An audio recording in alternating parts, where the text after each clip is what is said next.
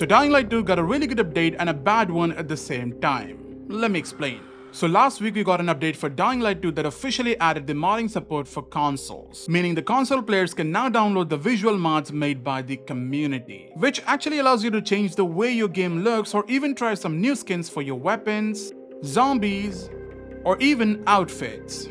So yeah, these are visual mods which are totally made by the modding community, and honestly, it's just amazing. Plus, you can also download these mods yourself by entering the community maps and mods section found in the main menu, where inside this section you will now have a new option called cosmetic mods. So just go there and subscribe to as many mods as you want and enjoy them in the game. Now, even though all of this is just amazing, there's still a bad news. Sadly, the modding support is only available for the next-gen consoles and PC players, meaning the base PlayStation 4 and Xbox One are not getting this modding support, which is actually sad. But hey, Techland has not commented on this yet, so we don't know for sure if they have any plans to add the modding support for old-gen consoles or not. Now, the next thing added in this update is a crossover between Dying Light 2 and Balatro, which honestly is not something I was expecting, but hey, it happened, and because of this, we now have 2 new quests in the game with few riddles that you need to solve. Now, if you solve this riddle, then you, my friend, will be rewarded with this Friend of Aiden bundle for free. So let's get in the game and let me show you how to finish these quests with ease. Now, the first place you want to go in is the Fisheye Canteen, where you will find this poster that you can interact with to start the new quest and get a riddle. Now, the riddle says, "Seek on the ground below your own feet, we for victory, triumph so sweet." Now, this location can be found in Garrison and is literally referring to the VNC Tower location. So yeah, right below the VNC Tower building, you will find this big V structure, and near that place you will see an orange chest. So yeah, go ahead and open that and it will reveal another riddle, which is actually a weird one because it says, "My pom-pom points towards downtown, above the red station, so high and grand, atop the building, 2 hearts shall stand." Now, this location is actually the Metro downtown code. So go fast travel to this location and then walk towards this place to use the elevator and reach the top of the building. Now, here in this place you'll actually find another chest with another riddle. And yeah, this riddle says, "My pom-pom points towards the wharf, below the road stand facing the hull, observe the seagull and get it all." Now, in the whole game there's only one place where you will actually have a hull, and that's Missy, the PK floating fortress. So yeah, just fast travel here and then go out and come to this location with the broken bridge from which you will see the hull of the ship. And my friends, right below the bridge you will have another chest with the final riddle. So open the chest and read the riddle that says, "My pom-pom points towards St. Paul Island, where St. Paul prays, bishops lay rest, justice prevails, you finish your quest." So just come to this location on the map, which is the cathedral, and climb one of the pillars where you will get another chest, but this time with rewards. Now, the first quest is complete and you have received a weapon charm and a paraglider. But now we need to get the second quest and the other rewards from the bundle. So just head over to Bazaar, where in this location you will find another poster. Now interact with it and start another quest where the game will ask you to collect cards for a full house of Jimbo. Now, these cards are actually going to be inside the barricades of Safe Zone, which is this location. Just remember not to enter this part of Bazaar. Stay here in this location and then run around the safe house using Survivor Sense to find these cards. Now, actually there are only 3 cards that you need to find, but the place where it spawns are actually random and there are over 6 places where it can spawn. So my friends, you will have to look everywhere. Now, for me, I actually found the cards at these locations. I found my first card at this place.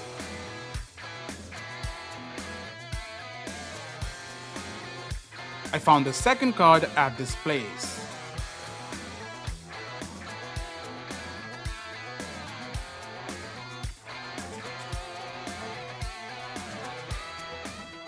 And finally, I found my third card in this odd place, but as soon as I picked it, I got another mission saying go outside and collect the 2s. So I quickly went out running and I was able to pick the cards easily because the game tells you the location of the cards. Now, the moment you have picked both the cards, you will be asked to return to the poster. So yeah, go back to the bazaar, which is literally 10 meters away, and now you will see there's no poster there. Instead, you will have a new chest right there. So open the chest and you will get your rewards, which are basically the remaining items from the bundle, which is basically a ceremonial dagger and Jimbo outfit. And that, my friends, is the end of the crossover. Now the next thing that techland added in this update are actually some community events and secret changes. So let's start with the community events, which are called the UGC Fest, where it's basically a 4-week long event highlighting the user generated content. So that means every week on Pilgrim Outpost website, some new bounties will show up and you basically have to activate the bounties and then complete the objectives on the mentioned custom maps. Now currently the first week is over and sadly you won't be able to pick any of the expired bounties.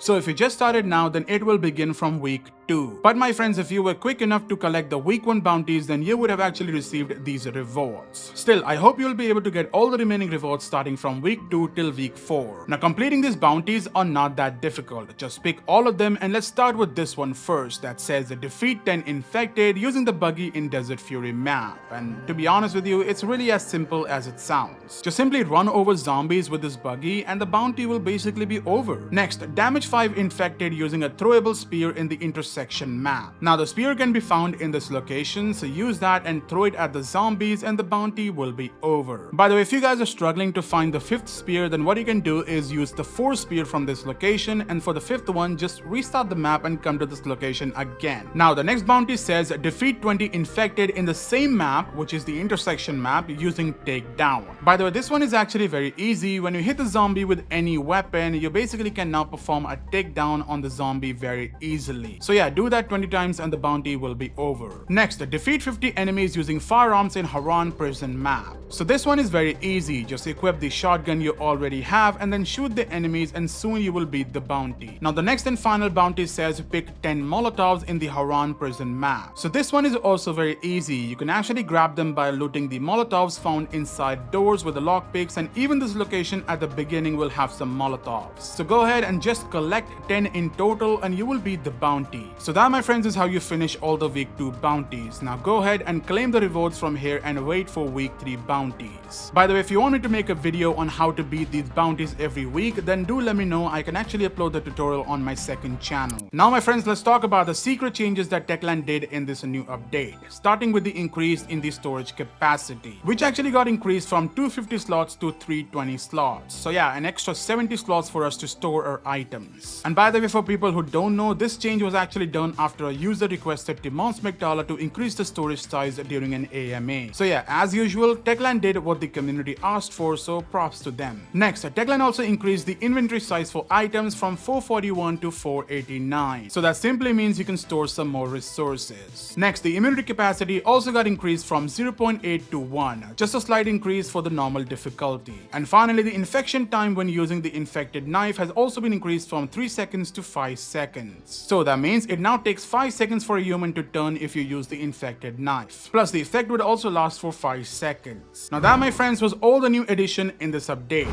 Rest is all just fixes, including the recent hotfix that got rid of all the crashes. So yeah, let me know in the comments your thoughts on this update, and I'll see you guys very soon with another video. Till then, stay safe and stay human.